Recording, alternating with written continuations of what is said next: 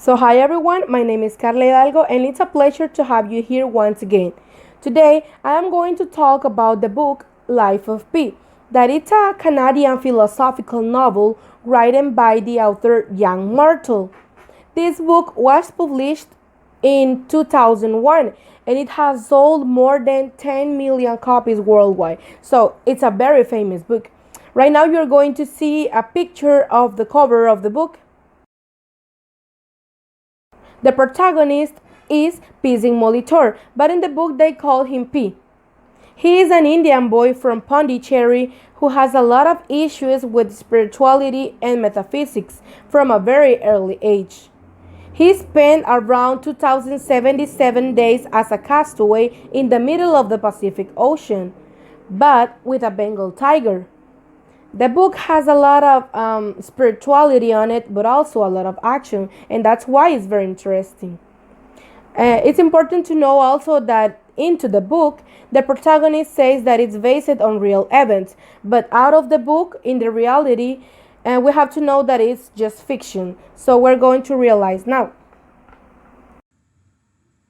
The fascinating story in which the author tells us the adventures of the young P to survive in what seems the worst possible situation and show us the power of the survival instinct in extreme situations. Young Martel tells us at the beginning of the book how he wrote this story, which he tells us based on a real event. It is narrated in the first person by the protagonist, who tells the writer his story and he transmits it to us, inserting a paragraph in which he tells us the meeting between the two characters during the interview. The novel is divided into three parts. In the first one, the author relates part of P's life in India. He mentions the origin of his name, P, due to a famous pool in India that was as clear as water. In class, the classmates of P lauded at his name. They called him Pee. So he tried to explain the meaning of the mathematical number, P, an infinite number of which he knew too many digits that a complete blackboard could fill. P was from a middle-class family in India. Her family owned a zoo called Pondicherry, where there were all kinds of animals, but one in common stood out. Richard Parker, a beautiful Bengal tiger. P believed in three religions: Hinduism, Christianity, and the Islam. His family decides to move to Canada to rebuild his life, and they take the zoo animals with them in a boat. But they have an accident in an electrical storm, and his family dies.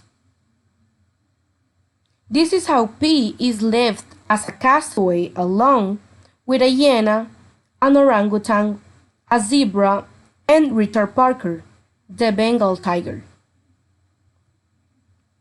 They begin a survival fight where the most cunning lives and the others die. In the end, only P and Richard Park remain in the boat. P must learn to manage the food that the boat has, but far from it, both appreciate many landscapes, events, and they even see the fluorescent ocean. But the days were passing and the food was no longer enough. Although P and Richard Parker created a bond of friendship, but they were starving. Finally, almost like a miracle, they arrive at a desert island in the middle of the ocean, where Richard Parker feeds on meerkats and P feeds on algae. But then, they realized that the island was carnivorous at night, and they better decide to leave. But the day passed again, and P was losing hope. 2077 days passed until, well, they arrived at a beach in Mexico, saved almost by a miracle. P thought that Richard Parker would stay with him, but it was not so. Richard Parker vanished as if he had never met him. In the end, some people interviewed P few days later, and he tells his wonderful story, but nobody believes him. So he makes up a credible story, where each of the animals represented a member of his family, and they killed each other. It is important for us to recognize the relationship between human and animals in this story. And we, as humans, generally expect animals to behave a certain way. In reality, we shouldn't be expecting anything from them. Because Life of Pi has a lot of influence on the religions of Pi, in the end, there are some things that we must understand. The journey represents your life. The ocean and storm represent the path of life and the difficulties. The island that no one's believed exists represents God, who is both the protector and destroyer. The tiger represents the things which both keep you alive as well as scare you to death. The tiger walking away represents the end of life. How your worldly attachments are not your permanent companions.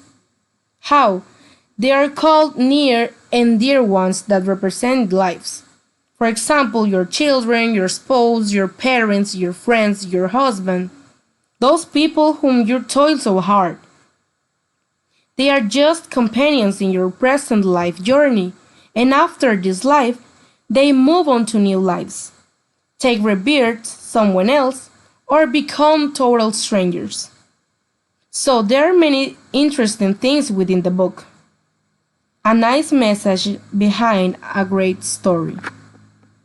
So, the book focuses on spirituality, but also has some topics like tolerance, like respect, like interculture, like nature, like the relationship between animals and humans. But we have to remember that animals are animals and humans are humans. So that is a message into the book. Also, the book has a reflection about the meaning of life because this is a story that brings people closer and also invite us to live in a brotherly coexistence of love and peace and also in harmony with everything that exists. So, in fact, that is the message into the book. I hope that you really enjoy the book as I did. So that's all for my part today. I hope that if you have any question, you can ask in a comment. And well, I hope that you stay at home and take care. Bye, everyone.